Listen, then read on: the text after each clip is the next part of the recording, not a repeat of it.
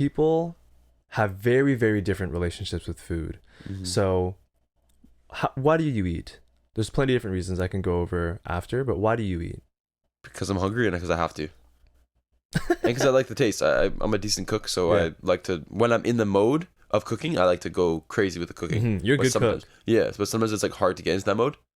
Yeah. But when I'm in that mode and I have like weeks on a span where like I love cooking and I'm like, new recipes, let's try this spice, let's try that, new garden stuff coming in, new harvest, so I'm like, let's cook all that stuff up. Then it's like I'm eating because I just like love the feeling of doing it and creating great food, you know. So there's 3 reasons. Yeah, Mitch actually has a garden out back, giant zucchini. Say I harvest good stuff. Yeah, I feel like the zucchini was probably like the length of your head. That big?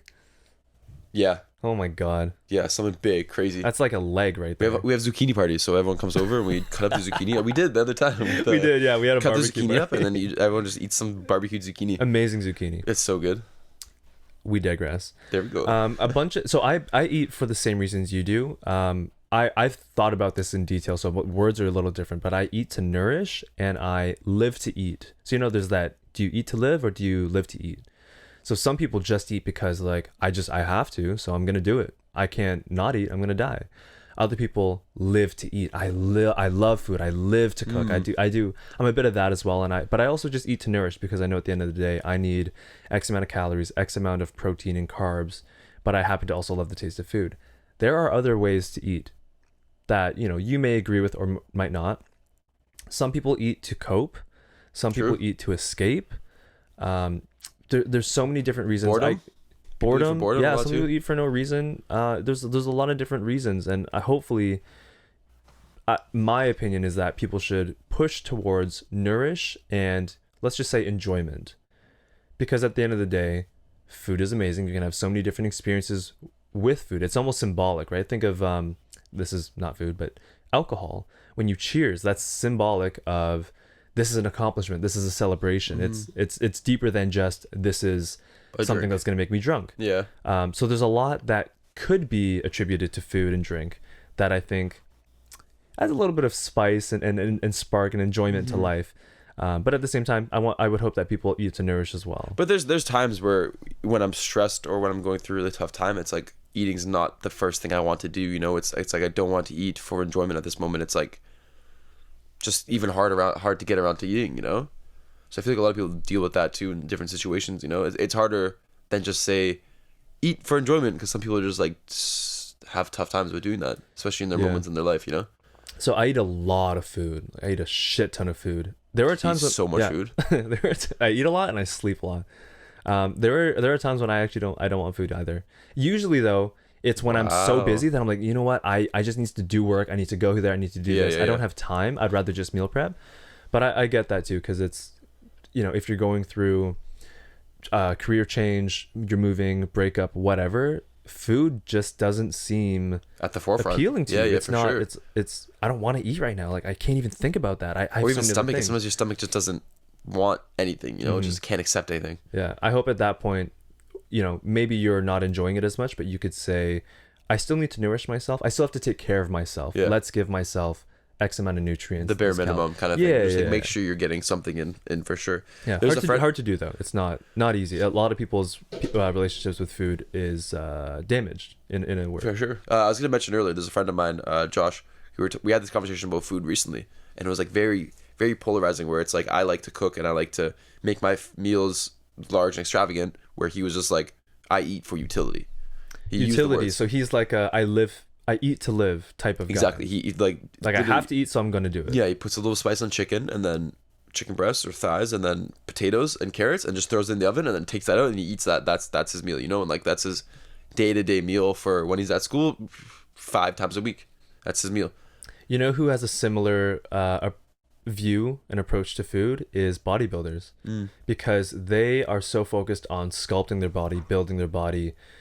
They in a sense it's a mix of eating to nourish and eating to live, because they know I need 100 grams of protein right now. I need this many carbs right now to build up my body. I wouldn't say that they're not enjoying it, but it's almost transactional. I need this, so I'm gonna eat it. The food that you need for that kind of thing, you know. Which like you need food with more proteins. So it's like sometimes those can be less flavorful, you know. Mm-hmm. So it's like you have to shape your meals and what you're eating, which could like suffice or could damage the taste realistically, you know? Yeah, I mean, well, bodybuilders again, how many times have you heard of I need to eat brown rice, chicken, and broccoli? Just chicken They breast. could eat that like, every day yeah. for the rest of their lives because they just know I couldn't. need this for that. And I guess Josh could be somewhat similar to that. You know, he adds some spice. I'm sure they do too, the bodybuilders. But it's I need this, so I'm gonna eat it now. I don't necessarily care to eat it, but to each his I own. have to. It's a whole Yeah. different way of living too. Could you see yourself But ever doing that? I'm sure he's got a lot of different. He puts a lot of different energy and has a lot of different passions for other things. For sure. And the eating is just helping him fuel himself Exactly. to use his brain for what he needs to do, you know? Yeah. Respect that. Which is cool. But yeah, there's to each his own. But Yeah. for me, it's like, I want to eat to enjoy it, like you said, you Yeah, know? yeah. Like if I'm going to eat something good, I'm like, yo, this feels good. You know, I'm eating something good right now. Yeah, I feel so good. Could you ever see yourself eating for utility?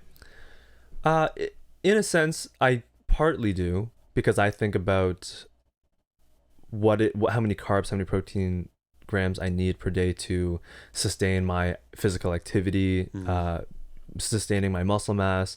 So in a sense, I do think about that.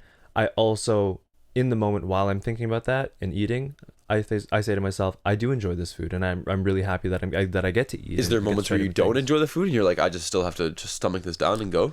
Not really. Okay, that's good. No, I'm not a food critic. My friend used to grill me about this because we've worked in the restaurant industry. You develop a palate for food. You can distinguish different flavors and why this spice goes with it and this one doesn't. Yeah. For me, anytime anyone cooks for me, anytime I cook anything, even if it's plain and bland, I say, this tastes really good. Wow. Every time. I cooked you the craziest chicken 2 days ago.